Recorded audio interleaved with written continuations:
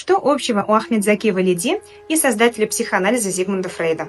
После иммиграции Заки Валиди защищал докторскую диссертацию в Австрии и снимал комнату на улице Бергассе. В этом же доме, только этажом ниже, жил и работал Зигмунд Фрейд. Они познакомились совершенно случайно. Заки Валиди, не привыкший жить в квартире, ходил по комнате очень шумно, что мешало работать Фрейду. Он несколько раз отправлял помощницу со своими замечаниями, но Заки Валиди, сам работая над диссертацией, забывал об этом.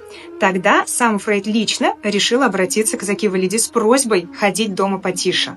Завязалась беседа, в ходе которой они начали обсуждать психоанализ, и Фрейд поделился брошюрами Заки Валиди.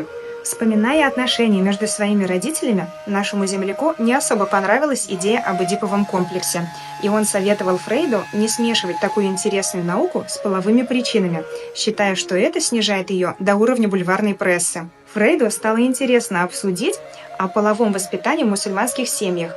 Но в этот момент Валиди приглашают на работу в Германию, и, к сожалению, их встреч больше не состоялось. А как вы думаете, если бы все-таки они смогли еще раз это обсудить, повлияло бы это на развитие психоанализа и с какой стороны?